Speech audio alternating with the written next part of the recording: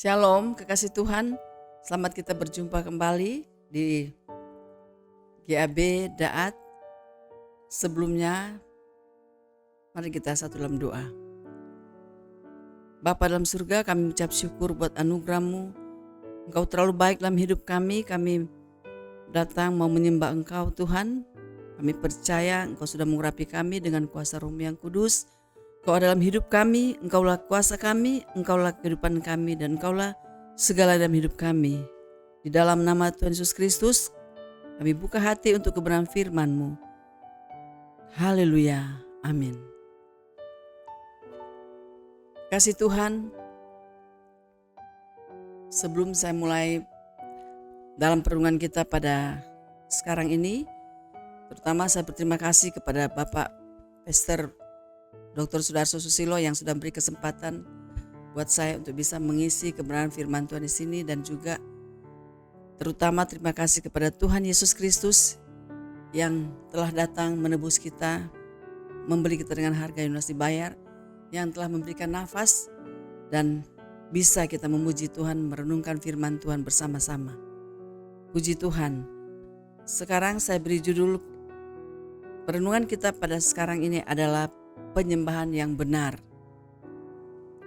Kekasih Tuhan, penyembahan yang benar, yang bagaimana, yang sebenarnya yang Tuhan mau, dan kepada siapa manusia harus menyembah. Apakah kepada hal-hal yang tidak menentu? Apakah kepada hal-hal yang tidak jelas? Tentunya manusia menyembah kepada Tuhan Pencipta, kepada Allah yang di surga. Jadi Allah mau kita menjadi penyembah yang benar seperti Allah. Dia menyembah, mengajarkan kepada kita semua. Karena kita harus tahu hanya satu yang perlu disembah adalah Tuhan Pencipta manusia. Hanya satu Tuhan yang ada di surga. Itulah sebabnya biar kita menjadi penyembah yang benar. Dan bagaimana sikap manusia untuk bisa menjadi penyembah, dan apakah harus di gereja atau dengan cara-cara yang lain? Mari kita melihat di dalam Alkitab yang terdapat atau tertulis dalam Injil Yohanes 4 ayatnya yang ke-23 dan yang ke-24. Demikian firman Tuhan, tetapi saatnya akan datang dan sudah tiba sekarang bahwa penyembah-penyembah benar akan menyembah Bapa dalam roh dan kebenaran. Sebab Bapa menghendaki penyembah-penyembah demikian. Amin, kekasih Tuhan. Tetapi saatnya akan datang dan sudah tiba sekarang, berarti sudah waktunya kita menyembah Bapa dalam roh dan kebenaran. Yesus datang ke dunia ini, Dia menyembah Bapa di surga. Dia memberi contoh kepada kita bagaimana Tuhan Yesus menyembah Bapa itu. Dia taat pada perintah Bapa. Tidak ada yang dilakukan dari dirinya sendiri, tetapi dia taat kepada perintah Bapa. Itulah sebabnya Bapa surga mau kita harus menjadi penyembah yang benar. Bagaimana penyembah yang benar itu, kasih Tuhan? Seperti saya katakan tadi, apakah di gereja atau apakah di tempat-tempat pertemuan ibadah yang lain?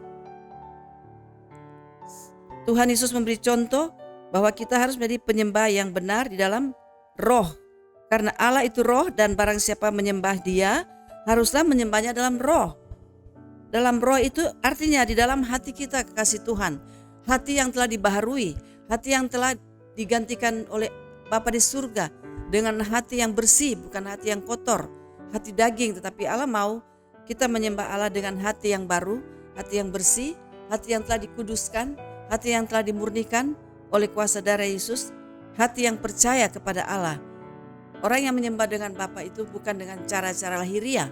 Kalau bisa ada penyembahan dalam cara lahiriah, itu berarti manifestasi dari hatinya. Dia merasa benar Tuhan yang dia sembah itu Tuhan yang hidup, Tuhan yang memberi kehidupan kepada manusia. Dia tahu hanya satu yang perlu dia sembah, ialah Tuhan Yesus Kristus, tidak ada yang lain. Dan dia beri hatinya seutuhnya kepada Allah. Itulah orang yang menyembah Bapa dalam roh dan kebenaran. Tidak ada sesembahan yang lain, kekasih Tuhan. Kalau kita menyembah yang lain berarti kita sudah bukan menjadi penyembah yang benar. Karena banyak penyembah-penyembah, tetapi hari ini saya tidak membahas tentang penyembah-penyembah yang lain, tetapi saya membahas penyembah-penyembah yang benar. Karena Tuhan mau kita menjadi penyembah yang benar. Kasih Tuhan, di dalam Yohanes 4 ayat 29, Yesus bisa mengetahui perbuatan wanita Samaria. Ada cerita di satu kota Samaria, ada seorang wanita. Dia seorang wanita sendirian, sudah menjanda hidup lama. Satu waktu dia mau pergi ke sumur untuk menimba air.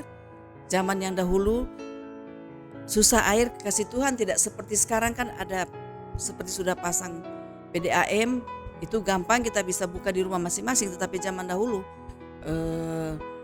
orang-orang membutuhkan air itu harus ke sumur.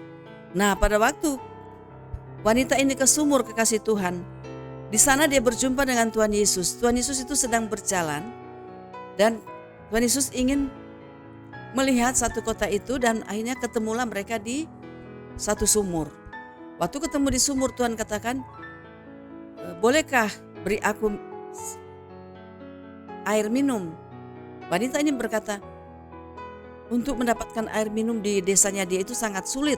Dulu aja katanya sumur itu digali oleh bapak mereka Abraham. Jadi tidak segampang itu orang untuk mendapatkan air minum di desanya dia. Desanya bernama Samaria. Tuhan katakan, jika engkau memberikan minum kepadaku, maka engkau tidak akan haus lagi. Wanita ini masih berdalih, itu kalau kita mau renungkan itu ada di Injil Yohanes, seperti yang kita baca tadi itu. Dari awal itu ceritanya percakapan dengan perempuan Samaria. Yesus bercakap-cakap dengan perempuan Samaria. Nah, kekasih Tuhan, pada waktu Tuhan meminta air kepadanya, Tuhan katakan, jika engkau percaya kepadaku, hai perempuan, saatnya akan tiba bahwa kamu akan menyembah Bapa bukan di gunung ini dan bukan juga di Yerusalem. Kamu menyembah apa yang tidak kamu kenal, tapi kami menyembah apa yang kami kenal, sebab keselamatan datang dari bangsa Yahudi. Nah, kekasih Tuhan, wanita ini dia masih banyak sekali alasan. Tiba-tiba Tuhan Yesus bisa menyampaikan kebenaran kepadanya. Apa yang manusia ini sembunyikan, apa wanita ini sembunyikan, dia lakukan beberapa tahun yang sudah berlalu. Tuhan bisa bukakan di dalam keberadaannya dia. Tuhan Yesus bisa tahu, benar dia tidak punya suami, tetapi di rumahnya dia katanya sudah suami yang kelima. Nah, wanita ini kaget, kekasih Tuhan.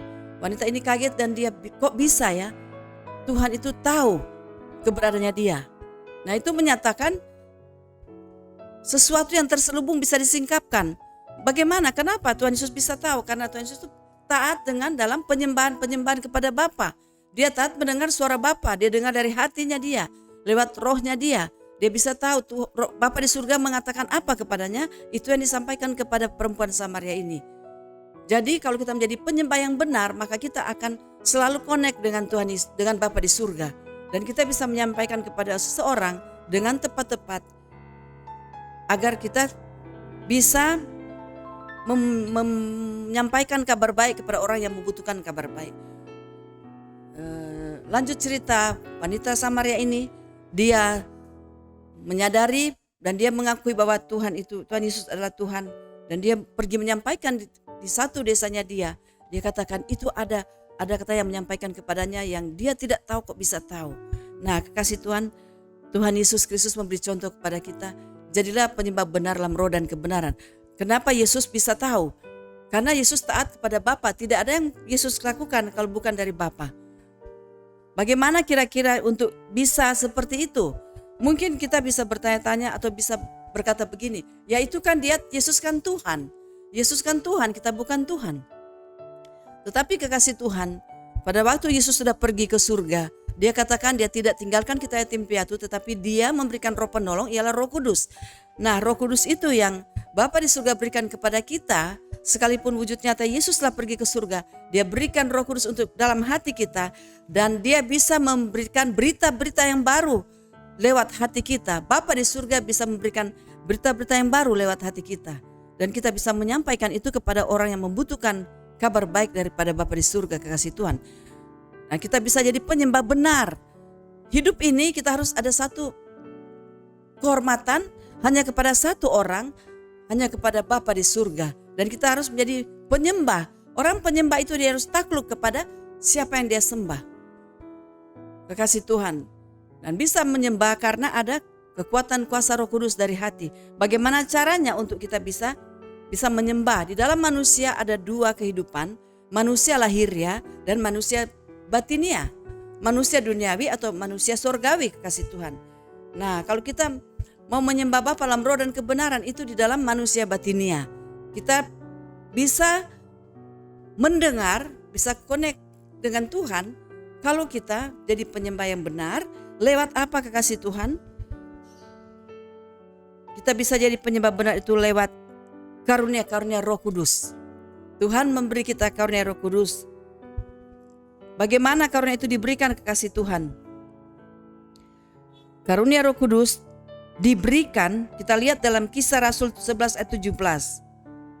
Kisah para Rasul 11, demikian firman Tuhan. Jadi jika Allah memberikan karunia-Nya kepada mereka sama seperti kepada kita pada waktu kita mulai percaya kepada Yesus Kristus, bagaimanakah mungkin aku mencegah dia? Nah, kekasih Tuhan, di sini dikatakan karunia itu diberikan pada waktu kita mulai percaya. Kita baru memulai percaya aja, Tuhan sudah berikan karunia itu kepada kita, umat-umat ciptaannya Dia. Nah, pada saat kita percaya, baru mulai percaya kepada Tuhan Yesus Kristus, karunia Roh Kudus diberikan kepada kita. Itulah sebabnya kita pada saat itu kita menjadi penyembah-penyembah dalam roh dan kebenaran. Kita menyembah Bapa dengan cara sikap hati, bukan dengan cara lahiriah, kekasih Tuhan. Kalau cara lahiriah ini kita berdoa, angkat tangan, kita memuji Tuhan sebagai ibadah gerak, itu cuma satu manifestasi dari hati kita yang sudah terlatih dengan menyembah Bapa dalam roh dan kebenaran. Bisa connect karena apa? Ada koneksinya karena apa, kekasih Tuhan? Karena Allah telah menjanjikan Dia berikan roh penolong kepada kita, kita tidak tinggalkan yatim piatu. Jadi hubungan kita dengan Bapa tetap jalan terus, sekalipun Yesus sudah pergi ke surga. Itu Dia sendiri, Tuhan sendiri datang ke dunia ini. Dan kekasih Tuhan, kita bisa ada kepekaan di dalam menyembah Bapa dalam roh dan kebenaran. Kita bisa taat mendengar Bapa sedang perintah apa kepada kita. Jadi lewat karunia-karunia, kekasih Tuhan, lewat karunia-karunia Roh Kudus, kita bisa hubungan menyembah Bapa dalam roh dan kebenaran. Jadi kekasih Tuhan, kalau kita mengakui kita orang Kristen, tapi kita orang percaya Yesus, tapi kita tidak memakai karunia-karunia Roh Kudus, tidak koneksi, kita tidak ada hubungan dengan Tuhan, kekasih Tuhan. Kebanyakan kita hanya menyembah hidup ini hanya pakai logika kita, hanya kita pakai dengan akal-akal cara kita, kelihatannya akal yang sehat. Tetapi kekasih Tuhan, kebanyakan kita lakukan itu banyak gagal dan gagal. Karena kita melangkah dengan kekuatan kita sendiri, kita melangkah dengan keinginan kita sendiri, kita melangkah dengan ide-ide kita sendiri. Kita tidak taat pada perintah Tuhan yang berbicara di hati kita lewat rohnya. Di dalam hati kita, mau tidak mau, manusia itu sudah pasti ada kepekaan dalam rohnya. Bersama Roh Kudus, karena Roh Kudus sudah diberikan kepada kita pada saat kita percaya Yesus Kristus. Jadi mari kasih Tuhan kita menjadi penyembah yang benar, bukan penyembah-penyembah dengan hal-hal lahiriah. Hal lahiriah itu satu manifestasi. Hal lahiriah itu hanya kita digunakan untuk kita saling tolong menolong dengan sesama manusia kita. Hanya saling mengingatkan, saling mendoakan, saling memberkati. Tetapi penyembah yang benar, penyembah di dalam roh dan kebenaran itu di dalam batin lewat hubungan kita dengan Tuhan, baru kita menjadi penyembah yang benar. Apabila sikap hati kita ini selalu diisi dengan hubungan dengan Tuhan, maka kita pasti ada kepekaan. Bagaimana untuk kita mengisi hati kita supaya ada hubungan dengan Tuhan? Dan kita harus mengisi dengan apa, kasih Tuhan? Apakah kita mengisi hati kita dengan sampah-sampah dunia ini, dengan cara-cara kita membesarkan hawa nafsu dan keinginan kita? Atau kita mengisi hati kita dengan kedengkian, iri hati, amarah, dan atau kita mengisi dengan hal-hal yang tidak sesuai dengan firman Tuhan. Tuhan mau sikap hati kita ini kita isi dengan kebenaran firman Tuhan. Kita mengisi hati ini dengan hal-hal yang Allah mau agar kita menjadi penyembah yang benar dalam roh dan kebenaran. Kekasih Tuhan, kalau kita menjadi penyembah yang benar itu sangat enak sekali. Dan di mana kita pergi yang berada, kalau kita mau peka dengan suara Bapa di surga, maka setiap apa yang kita lakukan itu pasti berhasil, pasti tidak ada kegagalan karena kehidupan manusia itu dalam roh, kekasih Tuhan. Apabila kita melakukan sesuai kehendak roh, maka kita akan melangkah dan kita akan melihat setapak demi setapak bahwa Tuhan yang kita sembah itu Tuhan yang hidup senantiasa menyertai kita. Apapun yang kita kerjakan pasti berhasil karena kita selalu peka di dalam mendengarkan suara Bapa di surga dan kita menjadi penyembah-penyembah benar dalam roh dan pasti tidak jauh dari kebenaran. Roh dan kebenaran itu selalu bergandengan, kekasih Tuhan. Itulah sebabnya kita mengambil contoh kepada Tuhan Yesus Kristus yang dia selalu taat kepada Bapa di surga. Dia melakukan kehendak Bapa. Tidak pernah dia melakukan di luar kemauannya dia sendiri.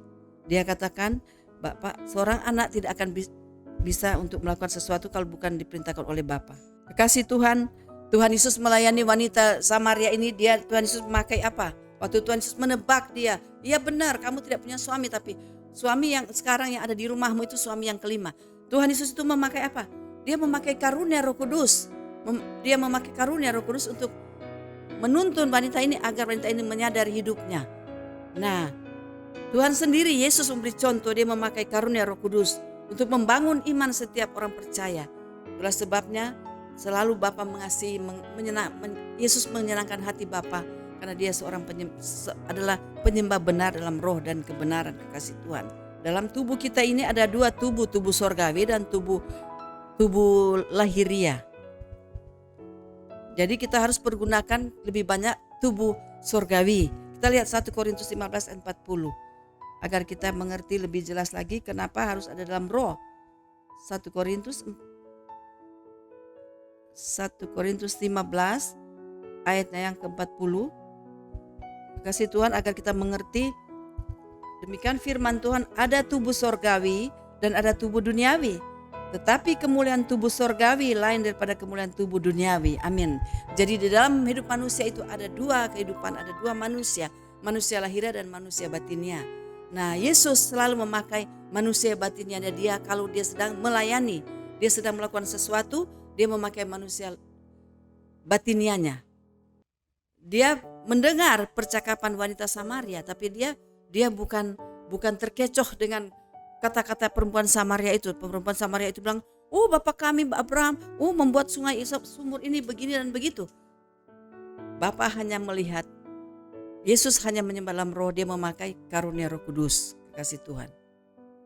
Jadi biarlah kita menjadi penyembah-penyembah dalam roh dan kebenaran, agar kita tetap kekasih Tuhan, agar kita tetap disenangi Tuhan, kita tidak keluar jalur dari kebenaran, kita tidak keluar jalur daripada apa yang Bapa kehendaki. Kasih Tuhan, sore hari ini kita diingatkan kembali bahwa mari kita menjadi penyembah-penyembah dalam roh dan kebenaran. Kita mendengar suara Tuhan berbicara dari hati kita. Dan nanti itu akan menjadi audible dalam hidup kita, dari hati terdengar di telinga dan bisa ke pikiran kita, ke jiwa kita. Kita mendengar berulang-ulang dan kita sampaikan kepada saudara kita yang mau mendengarkan kabar baik dari Tuhan Yesus Kristus. Kita belajar menjadi penyembah-penyembah dalam roh dan kebenaran, kekasih Tuhan. Hidup ini kalau kita hanya tidak menjadi penyembah benar, bagaimana? Apakah kita bisa berjumpa dengan Bapa di surga? Apakah kita bisa ketemu dengan Yesus di surga? Kasih Tuhan, kalau kita hanya hidup secara lahiriah, setiap hari kita hanya berbicara, memikirkan perkara-perkara lahiriah, bukan itu semua kita tidak bisa pikirkan, bukan itu semua kita tidak bisa rancangkan, bukan itu semua kita tidak perlu, tetapi biarlah itu semua buah dari kita menyembah Bapa dalam roh dan kebenaran dan termanifestasi dalam hidup kita. Bapa perintahkan dan kita lakukan, nah itu hubungan kita terjaga dengan Tuhan, menjadi penyembah-penyembah dalam roh dan kebenaran. Jadi kalau kita menjadi penyembah-penyembah benar, kekasih Tuhan, kita berhubungan dengan Tuhan lewat hati. Kita berhubungan dengan Tuhan lewat hati, kekasih Tuhan. Coba kita lihat dalam Amsal 4 ayat 23. Amsal 4 ayat yang ke-23 dikatakan di sini, jagalah hatimu dengan segala kewaspadaan, karena dari situlah terpancar kehidupan. Amin. Jika kita menjaga, kenapa harus dijaga hati kita? Dengan penuh kewaspadaan. Tuhan tidak suruh menjaga harta kita, tapi Tuhan suruh menjaga hati kita dulu terutama. Karena agar hati kita ini tidak penuh dengan urusan-urusan duniawi, tapi hati kita ini selalu berhubungan dengan Tuhan, intimasi dengan Dia. Agar kita jadi penyembah benar, kita harus menjaga hati ini dari segala apa yang harus kita jaga. Jadi pada akhirnya hubungan kita dengan Bapa terpelihara, dan kita selalu peka dengan apa yang Bapa bicara kepada kita, apa yang Bapa perintahkan, kita melakukannya dengan seturut kehendak Bapa, seturut kehendak Allah di surga. Kalau kita mau menjaga hati kita, menjaga hubungan kita dengan Bapa, dan pada akhirnya kita menjadi penyembah benar di dalam roh dan kebenaran, kekasih Tuhan. Demikian firman Tuhan hari ini, kekasih Tuhan. Singkat sekali, tetapi saya percaya kekasih Tuhan diberkati dengan ayat-ayat ini, bahwa yang perlu kita harus jaga adalah hati. Kita harus mengisi hati kita dengan firman Tuhan. Perenungan kita setiap saat itu, makanan hati kita hanya firman Tuhan, tidak ada yang lain. Kalau hati ini diisi dengan yang lain, tidak nyambung, kasih Tuhan. Kita masukin hal-hal sampah, tidak nyambung. Tapi kalau hati ini kita isi dengan firman Tuhan, maka hati ini terisi terus dan semakin peka dengan kebenaran firman, dengan suara Bapa di surga. Jika hati ini penuh dengan kebenaran firman Tuhan, kita menjadi benar-benar penyembah yang benar. Kita menyembah Bapa. Kalau kita sudah isi firman Tuhan, hati ini selalu merenungkan firman Tuhan, dengan sendirinya itu langsung refleks, spontanitas kita menjadi apa? Pasti ada satu kerinduan berterima kasih, dan kita langsung berhubungan dengan Bapa di surga. Itu artinya doa. Kita berdialog dengan Tuhan pada saat kita mengisi hati kita di ruang hati ini hanya penuh firman. Nah, pada saat kita berdialog dengan Tuhan, muncul satu kerinduan, kita berdialog dengan Tuhan, itu adalah doa. Di sanalah Tuhan akan berbicara kepada kita. Ada sesuatu berita yang baru, berita gembira yang Tuhan nanti akan bicara dalam hati kita. Di saat kita mengisi hati kita dengan firman Tuhan, dan kita muncul ucapan syukur, dan kita menjadi penyembah-penyembah benar pada saat itu, kasih Tuhan. Biarlah sikap hati kita isi dengan kebenaran firman Tuhan setiap saat, agar selalu kita menjadi penyembah-penyembah dalam roh dan kebenaran. Puji Tuhan. Tuhan Yesus memberkati kita semua. Mari kita berdoa, kasih Tuhan. Bapa yang baik, terima kasih Bapa. Biarlah kami selalu menjadi penyembah-penyembah benar di dalam roh-Mu, bersama Roh Kudus-Mu ya Tuhan, agar kami senantiasa ada kepekaan dalam mendengar suara-Mu ya Bapa. Kami bisa menyembah Engkau dalam roh kami Tuhan, dan kami berjalan menjalani hidup ini.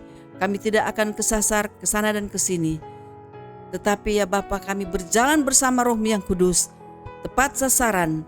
Di saat Bapa berbicara, kami mendengar, dan kami mau melangkah bersama-Mu ya Tuhan Yesus Kristus. Kami bersyukur ya Bapa. Kami berterima kasih, Engkau curahkan Roh-Mu yang kudus dalam hati kami pada saat kami baru mau mulai percaya. Engkau begitu baik Tuhan, Engkau curahkan Roh-Mu yang kudus beserta karunia-karunia-Mu ya Bapa, dan kami telah menerimanya itu oleh anugerah-Mu Tuhan Yesus Kristus, hingga kami bisa menjadi penyembah-penyembah-Mu dalam roh dan kebenaran. Terpujilah nama-Mu Tuhan Yesus, kami ajaib dan luar biasa. Biar kami senantiasa menghormati Engkau, menjalani hidup ini, dan menjalani penyembah-penyembahan kami hanya kepada-Mu ya Tuhan Yesus Kristus di dalam hati kami. Maka pikiran kami menjadi cemerlang, dan jiwa kami bersorak-sorai, karena hati kami selalu terisi dengan kabar baik-Mu ya Bapa. Kami mendapatkan kepekaan daripada-Mu ya Tuhan Yesus Kristus. Kami menjadi penyembah-penyembah dalam roh dan kebenaran hanya oleh anugerah dan kemurahan-Mu Tuhan Yesus Kristus. Kami bersyukur Bapa, Kau perintahkan kami menjaga hati kami, agar kami senantiasa bisa mendengar suara-Mu ya Bapa. Kami menjadi penyembah benar di hadapan-Mu Tuhan Yesus Kristus seturut kehendak-Mu. Terima kasih Tuhan, kami bersyukur. Kami percaya Engkau telah memberkati kami semua, jemaat-jemaat yang ada di GAB Daat Tuhan Yesus Kristus. Dan Engkau sudah memberkati Gembala Sidang, Pastor Dr. Sudarso Susilo ya Bapa.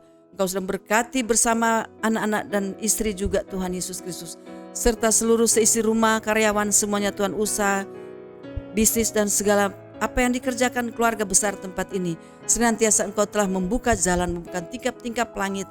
Kesehatan Tuhan Engkau telah berkati. Segala sesuatu Tuhan, Engkaulah sumber berkat kami, karena Engkaulah yang memberi kami hidup. Roh-Mu menuntun kami, Roh-Mu membuat kami menjadi penyembah benar oleh anugerah-Mu ya Tuhan Yesus Kristus. Kami bersyukur, kami semua diberkati, dan bersama Gereja Allah Baik Daat Tuhan telah diberkati bersama kami. Gembala dan seisi keluarga juga telah diberkati bersama-sama kami semua. Itulah sebabnya kami mengucap syukur. Biarlah kami tetap menjadi penyembah-penyembah benar dalam roh dan kebenaran. Terima kasih Tuhan Yesus Kristus. Terpujilah nama Bapa yang kekal. Di dalam nama Tuhan Yesus Kristus kami mengucap syukur. Haleluya. Amin.